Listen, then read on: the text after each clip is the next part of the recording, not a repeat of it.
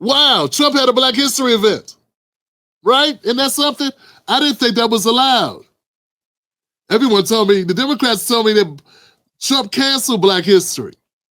And we got the highest vote, and one of the big reasons I'm president today is because of the black vote, and and I always appreciate it. So this is a very special time. It's Black History Month.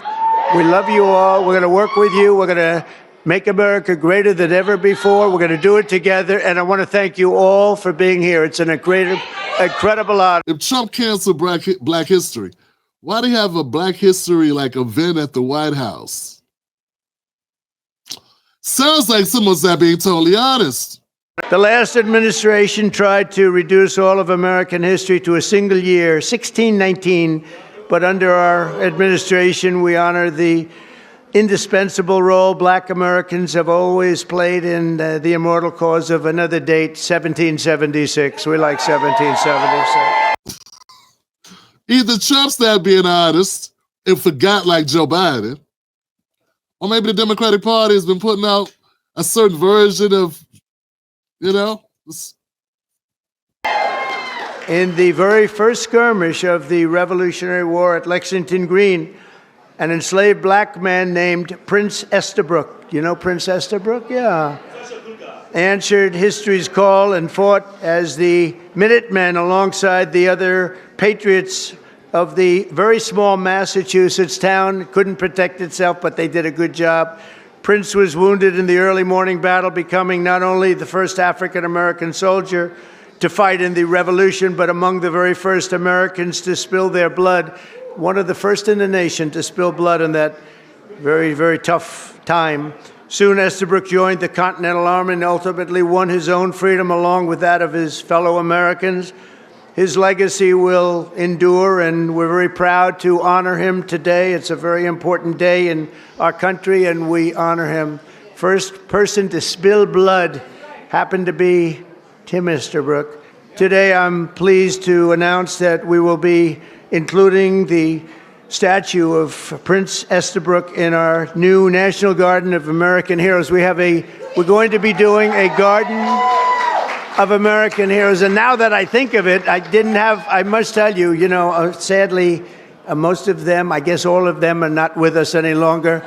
I was going to put Tiger in the garden, but maybe you don't want to be there. I maybe should wait a little bit, huh? Like about 50, I think I'm going to wait about 50 years, all right? But Tiger's going to make it, okay? But I'm a little afraid to tell him yes, because he'd be the only one that's living. I don't know, Tiger. Tiger's rejecting that offer, right? Under the executive order I signed last month, this new beautiful outdoor statue park. It's going to be a statue park. It's going to be unbelievable. Hold on, man. This is kind of crazy. I'm oh no, man. This feels a little weird here. This feels a little weird. What's going on here, Johnson? What's happening? Trump did this. You sounded a little bit like Biden at the beginning when he said, I'm going to thank the blacks. But it felt a little different. But, that's just feelings. You know what really makes us feel better? What's going to really make a difference is the policy. That's where it's going to cut the road. That's where the rubber meets the road, baby. It's with the policy. It ain't with the words. Words are nice, and I'm seeing a lot of people getting hypnotized by the words. Let's look at what's on deck. We'll honor hundreds of our greatest Americans to ever live, including countless Black Americans, icons. The garden will predominantly feature incredible women like Harriet Tubman, Rosa Parks, Billie Holiday, Aretha Franklin, and Coretta Scott King. What? And I will showcase it will be something very extraordinary. It's going to be we're going to produce some of the most beautiful works of art in the form of a statue from men like Frederick Douglass, Booker T. Washington, Jackie Robinson, what a great athlete that was, Martin Luther King Jr., Muhammad Ali, he's not a bad athlete. What do you think, Muhammad? Not too bad.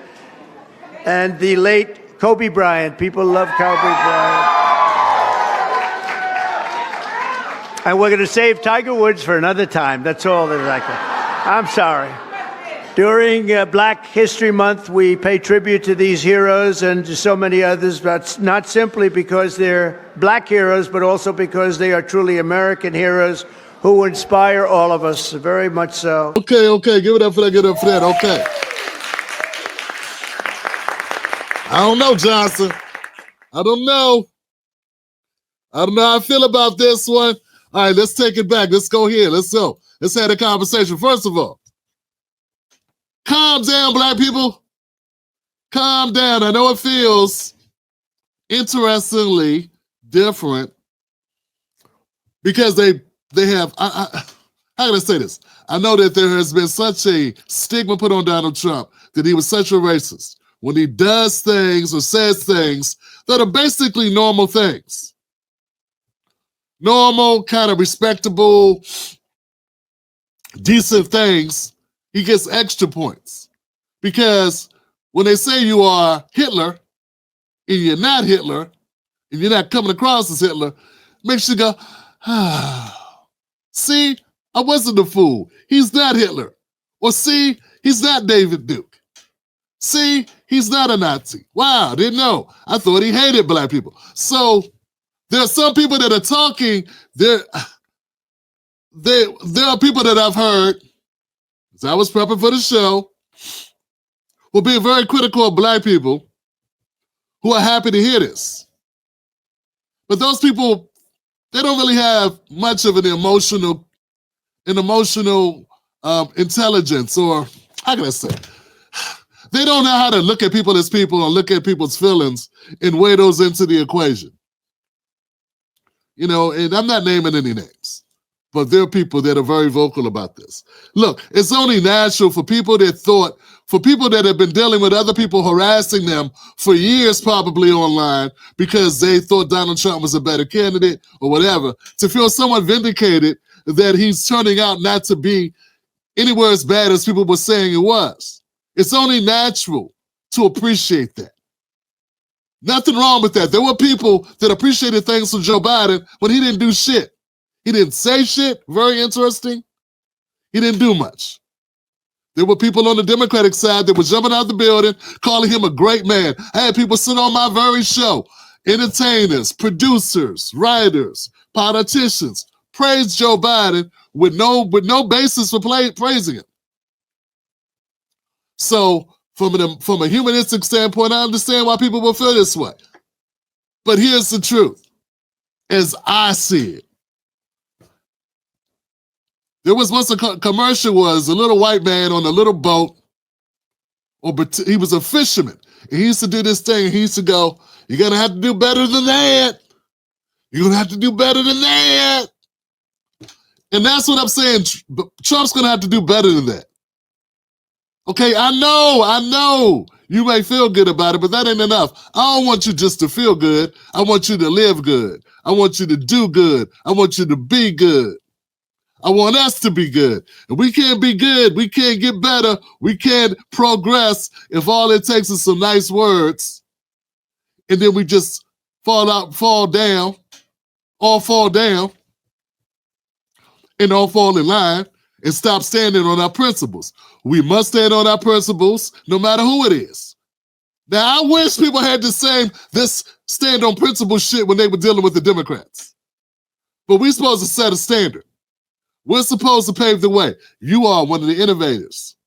You're one of the smart ones. You see through the bullshit. You know Rachel Maddow's a liar. You know Joy Reid be making up shit. You know you can't trust The View. You know buy into Trump as the devil and Biden was the savior. You don't buy into that, so you're one of the smart people.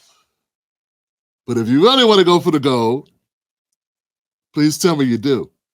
You and I have to hold each other accountable that we push further than that. That we push beyond that we push for greatness. We push for responsibility and accountability out of our president because that's what leaders do. So all of us got to be leaders. So yeah, look, man, I like what Trump's saying here. Sounds good. Build your statues. I also see the direction he's going.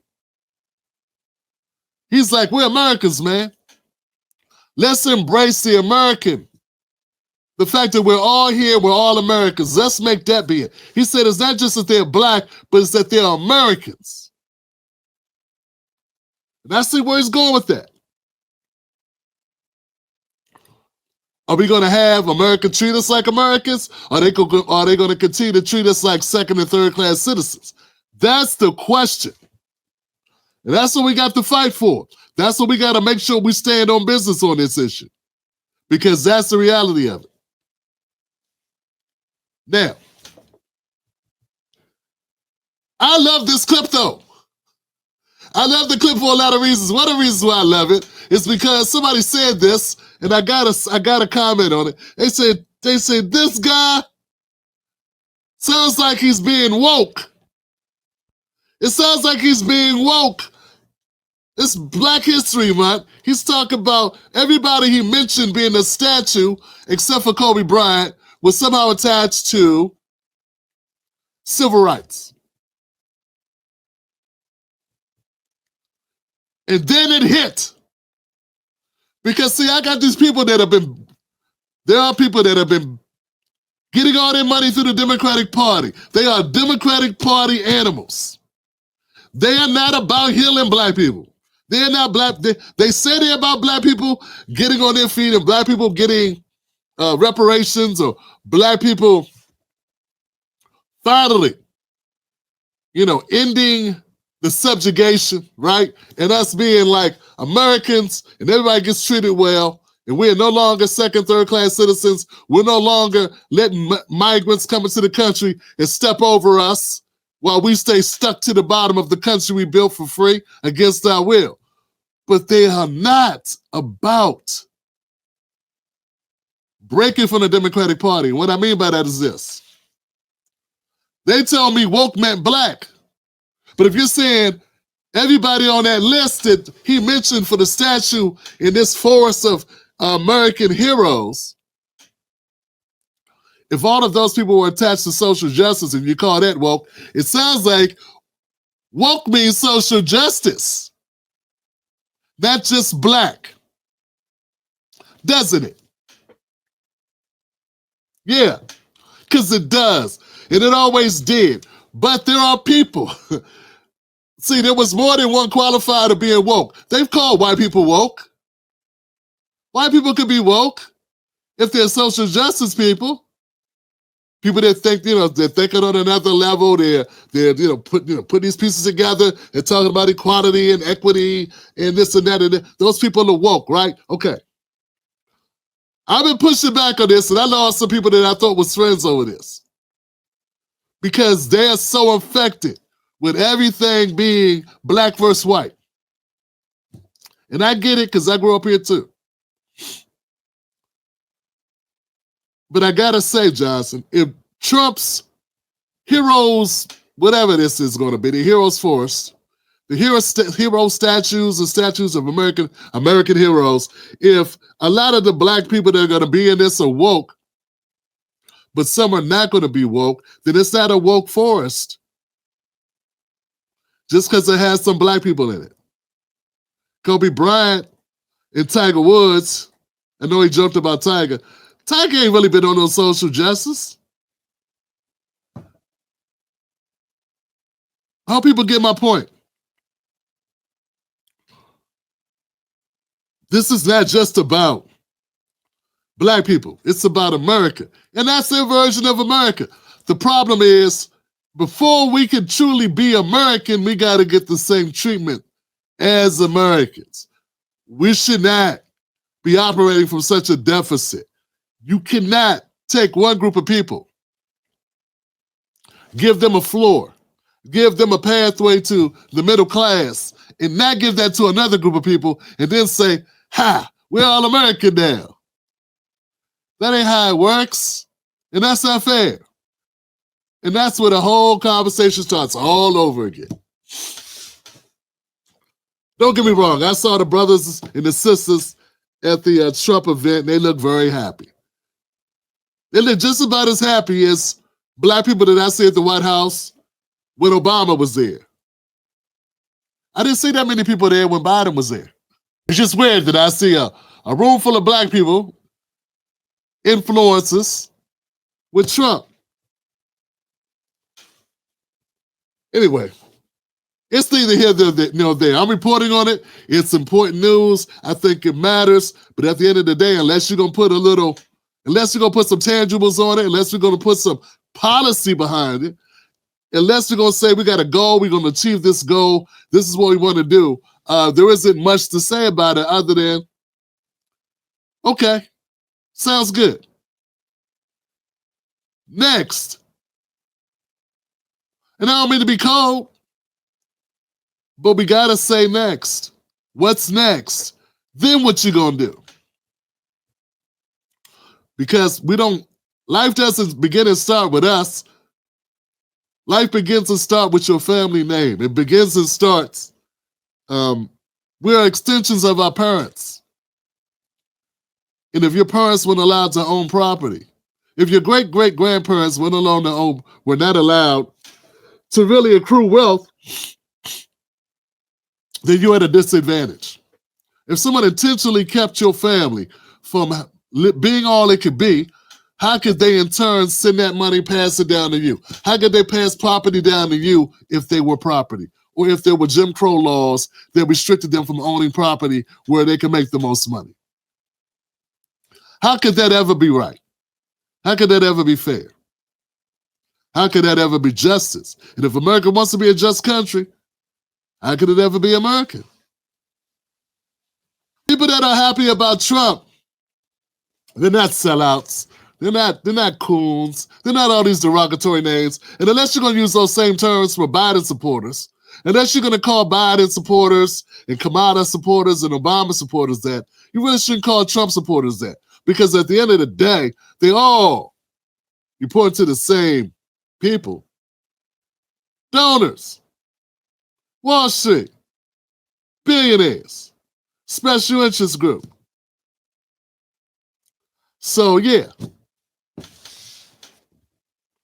and when I hear people making it like if you support Trump, you're a sellout, but if you support Biden, you're fine. That means those people, whatever woke means, you're the opposite of it.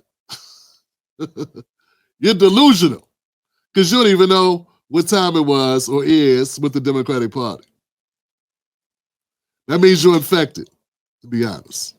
Now, both parties suck, and if you don't know that by now, you got problems. You haven't been looking at your party, or you don't want to accept it because you feel like you got to have a home to go to. You know what? Sometimes it's okay to be a Rolling Stone. You know? It's okay. It's a lot of us that are independent. We're independent for a reason. All right.